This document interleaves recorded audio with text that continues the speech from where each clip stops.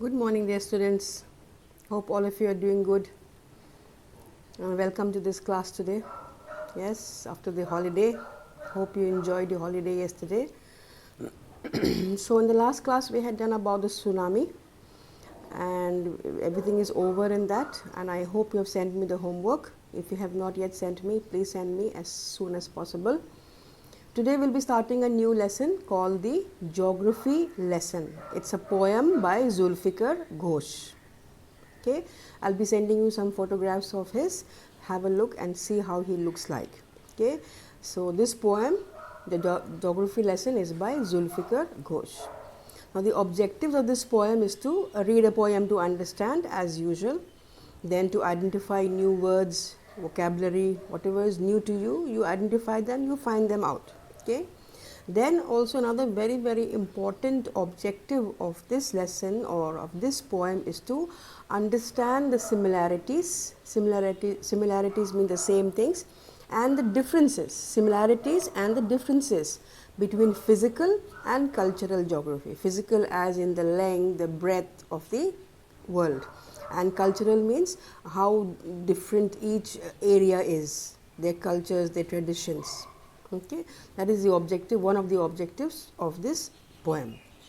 Another objective is to understand how geography reflects human ideas about space and place. It's about how geography reflects or tells us about human ideas, how people perceive or how people think about space and place.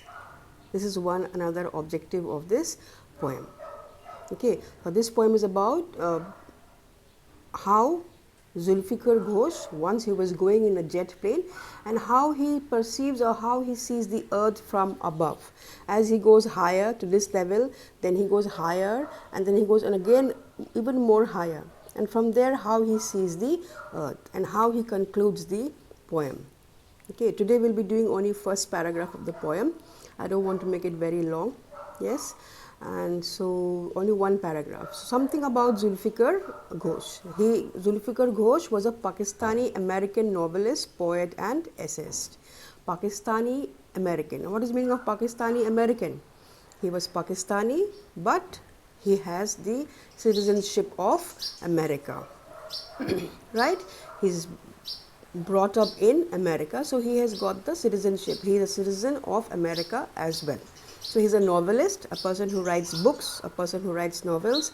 He's a poet, a person who writes poems, and also an essayist. Essayist is a person who writes essays. Simple. And he is a resident of Texas in America. He lives there. Okay, resident means he lives there in Texas. He was born on 13th March 1935 in Sialkot, Pakistan. Sialkot is in Pakistan, and he was born on 13th March 1935. That's his birth date and birthplace. And he studied in the Keele University in England. He did his BA from the Keele University in England. That is something about Zulfikar Ghosh. He's originally Pakistani, but now he has the citizenship of America as well. And it's a very famous, very well-known poem. So these are the objectives and the some bio sketch about the poet, that is Zulfikar Ghosh. Okay, today I'll be doing only the first paragraph of the poem. Okay, I'm sending you some photographs of the aerial view of how the earth looks from above, and also pictures of Zulfikar Ghosh. Okay. So we start the lesson, Geography lesson by Zulfikar Ghosh. First, the introduction is given here. Can you imagine what your city would look like if you saw from 10,000 feet above the ground? Neatly planned and perfect in proportion, like a geometric design, it would strike you as something very different from what it actually is while you are in the thick of it. So those of you who have traveled by plane, you can imagine this. Yes, you can imagine. It's mentioned here, can you imagine? Yes, you can imagine because you have seen it with your own eyes as you have flown up in the sky in a plane. Yes, it is neatly planned and it's perfect in proportion like a geometric design. As you go higher, you realize that all the houses are built in a very planned manner. Geometric design, like a geometry, like geometric comes from the word geometry. So everything is in design. It would strike you as something very different from what it actually is while you are in the thick of it. Thick of it means while you are down on the earth, while you are walking the roads, the streets, the parks, you will not realize that everything is so geometrically designed. It's only when you are flying high above over it and have an aerial view of the land, then you will realize how everything is so much planned.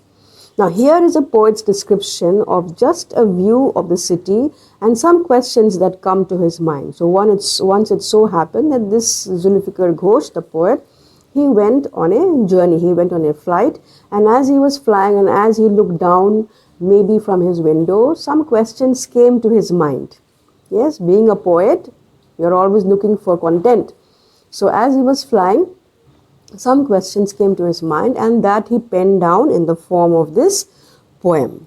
Okay, so the poem: when the jet sprang into the sky, it was clear why the city had developed the way it had.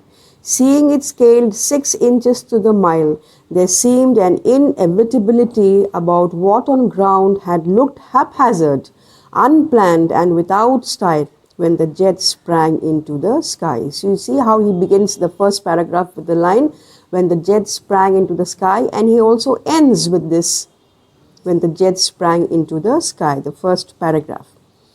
So when the jet sprang into the sky, when his plane took off, when he began his flight, it was clear why the city had developed the way it had. Seeing it scaled 6 inches to the mile. When you are drawing a map, we cannot draw the real area of the world. So we take in inches, or we take in centimeters or millimeters. We take all this into consideration to talk about a mile or to talk about a kilometer. So he says, as he was flying higher and higher, it suddenly came to his mind that this is why the earth has been built in this way, or this is why the people live. There seemed an inevitability. Inevitability means something that cannot be avoided, about what on ground had looked haphazard. As he was walking in the streets, everything looked very unplanned, very haphazard. Haphazard means without plan. Everything looked very, very haphazard as he was walking on the ground. Haphazard, unplanned and without style. He talks about his time when he was walking on the ground, when the jet sprang into the sky. And so when the jet sprang, the moment the plane took off into the sky, he began to realize things. Questions came to his mind, thinking about the earth, looking down from above. He came to realize why everything looked so haphazard, why everything looked so unplanned down on the earth while you are walking on it. And so how different it looked from the sky. He talks about that in the first paragraph. Okay, so when the jet sprang into the sky, it was clear why the city had developed the way it had.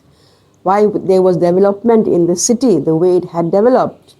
There seemed an inevitability, something which cannot be avoided, about what on ground had looked haphazard, unplanned and without style, when the jet sprang into the sky.